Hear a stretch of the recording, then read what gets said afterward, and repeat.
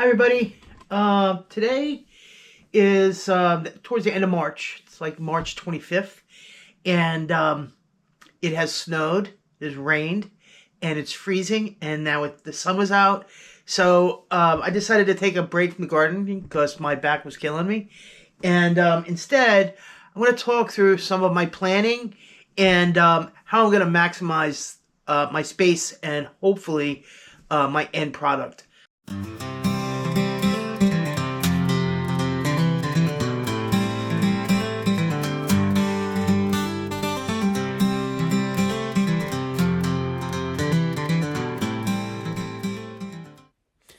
Okay, so what you're looking at right now is a spreadsheet that I created inside of Google Sheets.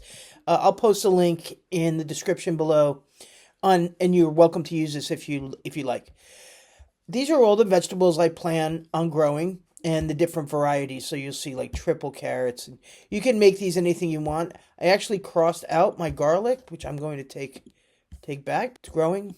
I thought my dogs ran through it, but it didn't. Okay, so what I do here with how the spreadsheet works is whatever your last frost date in, anything in the sow area will automatically change.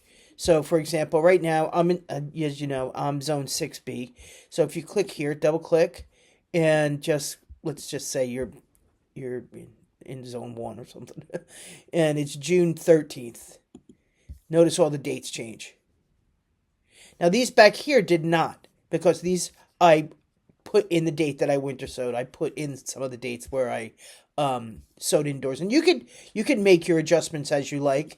I'm just going to set this back to the 18th. Okay, so to make adjustments, it's a simple formula. So you should sow these outdoors 2 weeks prior to your last frost. So I just take the cell B2, as you can see here, and I subtract 14 days or 2 weeks, and it'll give me the date. And then you could project out from there. I also like to keep notes. So based on all of the different vegetables that I'm planning to grow here, I did a quick little layout. So these are all my beds and the number of plants that I can grow in each square foot based on square foot gardening. Now, there's lots of different ways that you can lay out. You could use square foot, you can grow in rows. It's really up to you. I chose this year to do square foot because I want to try and figure out what my yield is going to be. And I'm not quite sure I could do that as well as I'd like with rows, only because I don't need a full row of lettuce. I don't need a half a row of bok choy. Whereas like lettuce, I know grows well with onions and more lettuce, so I could control what's around it a little bit better. I hope that was clear. Anyway, okay, so this is the closest one to the house, and these boxes indicate the vermicompost that I'm going to be putting in. And then these are all the number of plants I could grow. And it's everything inside of the garden, including melon orchards. This is the front yard. It's a much larger box. I have an outdoor shower. This is right next to the shower.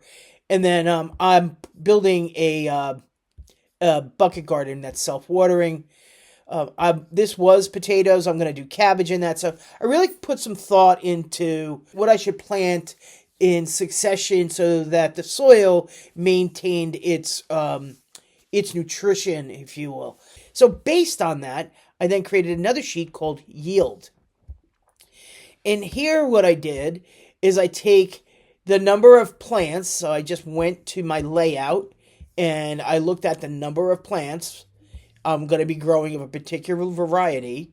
And then based on that, I was able to project the number of beans in this particular example it will yield. So on average, each plant will yield 30 bean pods. So that's how I came up with these numbers. So it allows you to kind of have a general idea of where your plantings are going.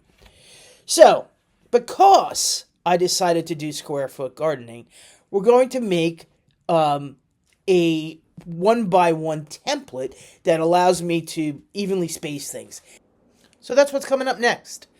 I hope you find these videos helpful. Please like or subscribe. I'll be putting out more each week, and maybe we can play along together and see what kind of progress we make on our future farm.